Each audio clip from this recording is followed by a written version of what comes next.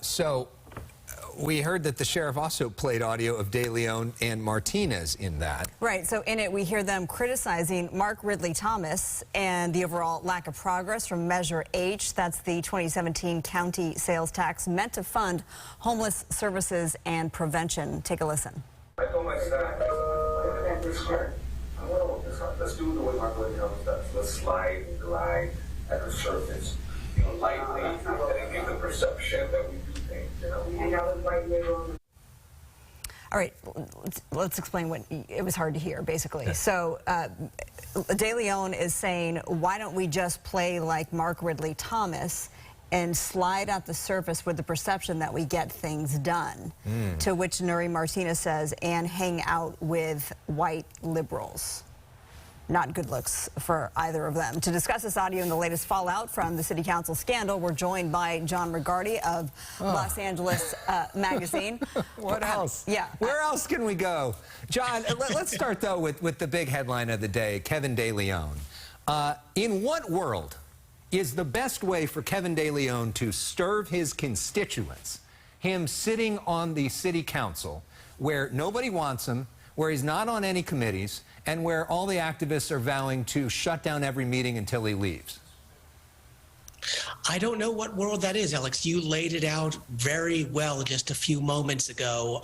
It is hard to see how he would have the opportunity to serve because, as you mentioned, he will be shouted down anywhere and everywhere. Now, actually, are we surprised that he's going to try to fight this? Not necessarily. This is what politicians historically have done, even though Nuri Martinez stepped down, very quickly. This is Kevin De Leon probably trying to see, okay, can I save my career? Can I save my salary? But already we're seeing a resounding outcry over what he said today. Well, today, when he came out for the first time, and he really tried to make his case that Kevin on the recording is not the real Kevin.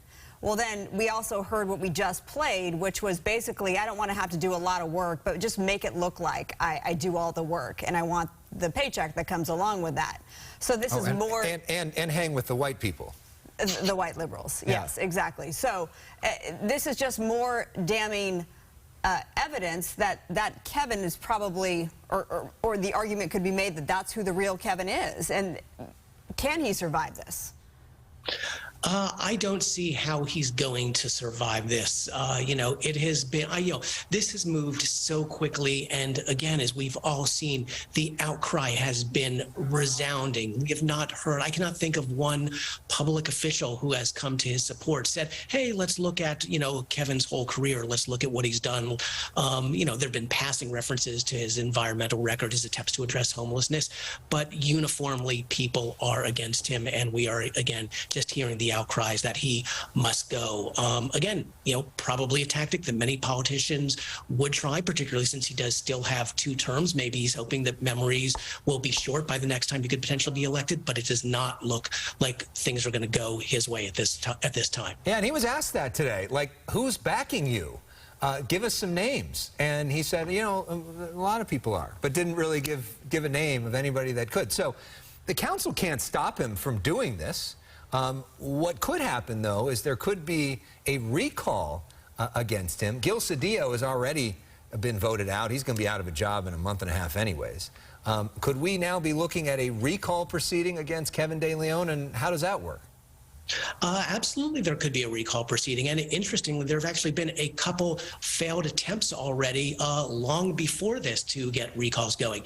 Now, they're very hard to do. You have to get a lot of signatures from registered voters, within the community. Even if that happened, then all that does is trigger an election. It's a long, extended process. Even just getting those signatures requires a lot of money and a lot of organization. But it absolutely is something that could be done. But speaking of money, maybe another reason he has not stepped down yet, in addition to saving his career and reputation, is the council salary is about $225,000 a year. Add in benefits, you're talking about $300,000. If you're not in this job, if you leave in disgrace, there's probably not a lot of imminent job prospects for you. Last night we had Paul Krikorian, of course, the new LA City Council president. He was with us, and he said that he took the other step that he says historically hasn't been done, he doesn't think ever, and that is to censure both Kevin De Leon and Gil Cedillo. But is that just mostly ceremonial?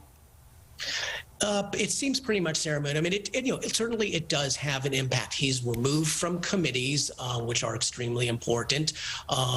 But as you've said at the beginning, he can be censured, and all of the colleagues can continue to call for him to resign. There can be a sort of public shaming, which I think we're seeing now. But until Kevin De Leon decides to step down, Kevin De Leon does not have to step down unless and until we get to that recall. But again, even that would be many, many months away. As we approach the top of the hour, Alex Michelson, Marla Tea is here talking with Jon Regardie. The special report is going to extend into 7 o'clock. We're back on at 7 tonight because baseball went long, so everything's getting moved. All right, so we are talking about this crazy controversy at LA City Hall. We heard some of this in Christina Gonzalez's report a few minutes ago. This is some more of that audio of Nury Martinez. And here she is discussing LA County Supervisor Hilda Solis, who wanted her help getting the votes to audit projects from Councilmember Mark Ridley Thomas, who was indicted last year on federal corruption charges. Listen here. Well, don't be surprised, sure, if the African American or the old guard get too haughty, get too shit, of course. You know, shit is a lot of things. And guns is gonna panic and tell them that one thing. So if you're gonna do this, make sure you line it up, because if not, you're gonna look stupid. They gotta call it audit, because they need to vote for that. You should just do it. Like she called me and I was like, when she calls me about that, she wants me to help her get the votes. And I'm like, what? I'm not involving myself in your show. What do you make? Could you really hear that? Maybe you've listened to it already, John. But I think what the sheriff's point today was just the inner workings between the LA City Council and the Board of Supervisors. Exactly. The sheriff is trying to set up this, system where he's not the one who's the problem. The whole system is the problem. But again, we really have to put this in the overall context, as your reporter mentioned, of this guy is running for re-election. This guy got 30% of the vote in the first round. He's going to have an incredibly difficult time beating Robert Luna in the runoff. So again, I think he's doing what we expect from a lot of politicians. Bring out the fireworks, bring out everything, do whatever he can to try to save himself as the election approaches, and now he's digging into the story of the day, the secret recordings. Yeah, and as you said in the past, sometimes Villanueva's at a 13 out of 10, so there's always something interesting happening when it comes to Sheriff Alex Villanueva. Let's talk now about the race for LA City Mayor, because that's also getting more and more interesting by the day. It seems like that race is tightening. We got this new poll that came out from the LA Daily News that showed Caruso actually ahead at 40% to Bass's 37%, although within the poll's margin of error, basically a statistical dead heat there among likely voters. It's been hard to actually poll this race, John, to figure out who likely voters actually are. But it does seem to be that this race at this point is close, which was not really the case a month and a half ago. And I don't think we should be surprised at that at all, Alex. I mean, and there's about 80 million reasons for that. Obviously, the amount of money that Rick Caruso has poured into this campaign from the beginning. He spent about $40 million just in the current general election period. Inundating airwaves, has a huge ground game. Many people say, gosh, we've never had our doors knocked on by someone representing a mayoral candidate. So he is going out there. He's honed his campaign. He's vastly outspending Karen Bass, which is no surprise whatsoever. So, yeah, I do not think it's any surprise at all that this race has tightened up. Well, the voting has begun. Go ahead, Alex. Yeah, I was just going to say, it's going to be also interesting to see how this LA City Hall story may or may not impact that race as well, because we don't have any polling to know. It'll be interesting to see what happens there, Marla. All right, Jon Regardie of LA Magazine, thank you for being with us tonight. Thank you, Marla. Thank you, Alex. And